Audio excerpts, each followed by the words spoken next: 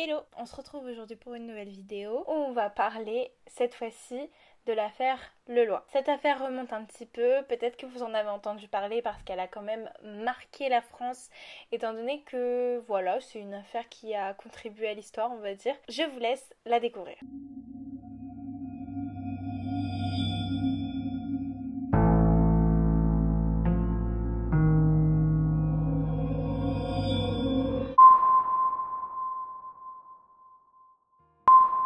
Je vais pas trop faire de préambule, cette fois-ci on va rentrer dans le vif du sujet, surtout que je n'ai pas trouvé énormément d'informations concernant Germaine Godefroy dont il sera question. Je vais aller directement droit au but et à l'affaire qui nous intéresse. Germaine Godefroy est née le 18 mai 1917 à Crosmières. La vie de Germaine suit son cours, elle rencontre un homme qui se nomme Albert, qui deviendra donc son mari et avec lequel elle mènera une affaire de charbon. Donc elle sera marchande de charbon dans la ville de Baugé. Germaine Godefroy, après son mariage, devient Germaine Leloir. Pour l'explication, donc le charbon à cette époque-là, c'était une denrée qui servait pour tout, pour le chauffage, pour l'alimentation de plein de choses. Donc du coup, marchand de charbon, c'était, on va dire, une entreprise qui payait bien puisque ça servait pour beaucoup de choses. Concernant cette vidéo, comme bien souvent d'ailleurs, elle est sujette à interprétation et tout ce que je vais vous dire donc sera en fonction de ce que moi j'ai ressenti par rapport aux écrits que j'ai lus.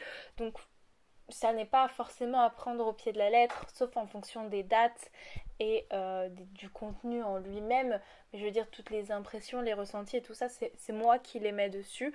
Donc voilà, sachez que cette histoire, d'autant plus que je n'ai pas beaucoup de sources d'informations, est très sujette à interprétation. Le couple avec Germaine et Albert bat de l'aile. Ça ne va pas top et du coup, voilà, Germaine va voir ailleurs. Elle a plusieurs amants, voilà, elle en a plusieurs, pas forcément en même temps, mais elle a eu plusieurs aventures en plus d'Albert. L'histoire ne raconte pas si Albert, lui, a eu des aventures, ça je suis pas capable de vous le dire. Mais en tout cas, elle, Germaine, papillonne, on va dire. Elle a plusieurs amants, dont un qui s'appelle Raymond. Un qui s'appelle Raymond, qui a 12 ans de moins qu'elle, et qui surtout lui a tellement tapé dans l'œil, et ils sont tellement amoureux, qu'elle voudrait quitter son mari pour lui et reprendre l'affaire du charbon avec lui. Raymond est employé dans l'entreprise de charbon, donc Germaine est sa patronne avec Albert. Sauf que le problème, c'est que, étant donné qu'Albert est dans l'équation, ils ne peuvent pas reprendre l'affaire et tout s'approprier, on va dire. Pour tout s'approprier, la seule chose qu'ils peuvent faire, c'est tuer Albert.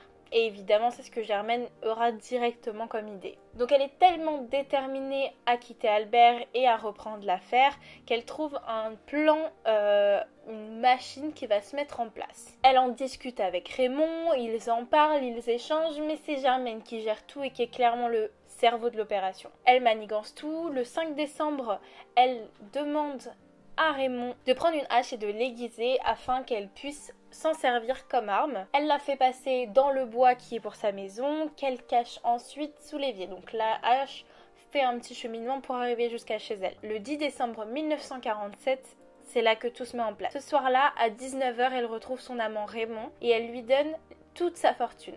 L'équivalent de 82 590 francs, quand même une fortune assez conséquente. Elle la donne à Raymond et elle lui demande de tout cacher pour qu'elle-même puisse dire qu'elle a été cambriolée et que justement c'est un cambriolage qui aura mal tourné. Elle lui dit donc: cache-les, je dirais que je me les suis fait voler. Elle rentre chez elle, elle prépare à manger, la vie suit son cours et puis dans la nuit, pendant qu'Albert dort, elle récupère la hache qui est cachée dans la cuisine, elle monte les escaliers pas à pas, elle se glisse doucement dans la chambre, elle soulève la hache et elle assène plusieurs coups sur le visage de son mari.